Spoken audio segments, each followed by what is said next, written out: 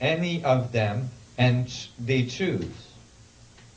The Nephilim were on the earth in those days.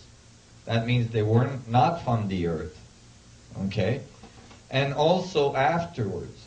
And the sons of God went to the daughter of man and had children with them. They were the heroes of old, men of renown. So, this describes the sons of God that came to the earth, so they were not from the earth, and had children with the women of the earth. I started to realize, wait a minute, was this planetary system seeded? It started to, in anthropology, we're missing a huge link between the ancient Neanderthal and so on, and the modern Homo sapiens. And that link we're missing is getting wider and wider, more and more records we get. There's new skulls that have been discovered now that makes that link even harder to make. So I started to think about it, and I'm like, that's interesting. And so I continued to read, and then I got across something really that perked my ears. It was in crossing of the sea. Exodus, that's 13:22. By day the Lord went ahead of them. This is Moses going towards the Red Sea as he's escaping Egypt with all of the tribes of Israel. Moses was son of Pharaoh for 40 years before he realized he was Jew and decided to take the tribes of Israel out of Egypt. Another 40 years in the middle. Yeah. 40 years of Prince, 40 years in the desert, then at 80 he decided. Yeah. Yeah. But when he decided he was going to go and with the tribes of Israel, he was leaving, and all of a sudden the Pharaoh changed his mind and went after him. Well, I was reading this. Now,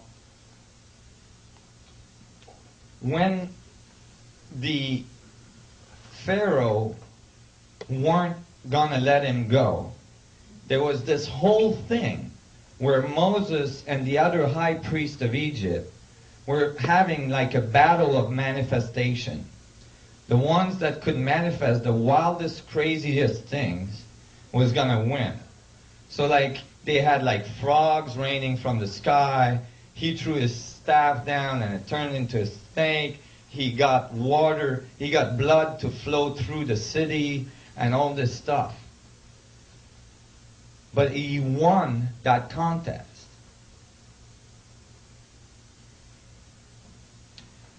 As I looked at the Ark of the Covenant in the Bible, the Ark that they call the Ark of God, they give dimensions of that box. It's like a box-like object that's got gold on the outside, wood in the middle, and gold on the inside. Well, that's a capacitor. A capacitor is an object that holds energy.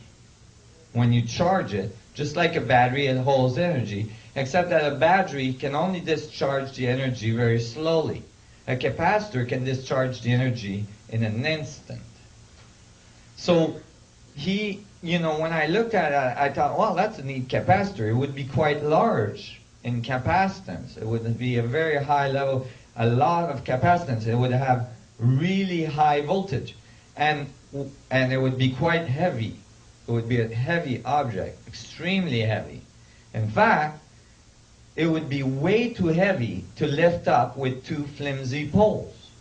It would weigh over 3 tons because of all the gold on it. And so there was problems with that, but I noticed that the dimensions that were given in the Bible for that box matched the dimensions of a box that was found in the remains of King Tut in Egypt. And then I noticed that those boxes were the exact appropriate boxes to fit inside the sarcophagus inside the Grand Pyramid of Giza. Meaning that the box size is a perfect fit so that you can lower the ark inside the sarcophagus inside the Grand Pyramid and then push the poles in without having to touch the capacitor, which would zap the crap out of you. So when you look at, and then I notice as well that the outside dimensions of the sarcophagus are exactly half, actually are twice the volume of the inside dimension. Exactly. Okay, so it's a perfect octave. And then if you measure the ark as described in the Bible, that's again twice smaller than the inside dimension of the sarcophagus. So now you have another octave. And then if you measure the inside volume of the ark as described in the Bible, you got another octave. It's again twice as big, twice as small. So it was a perfect fit.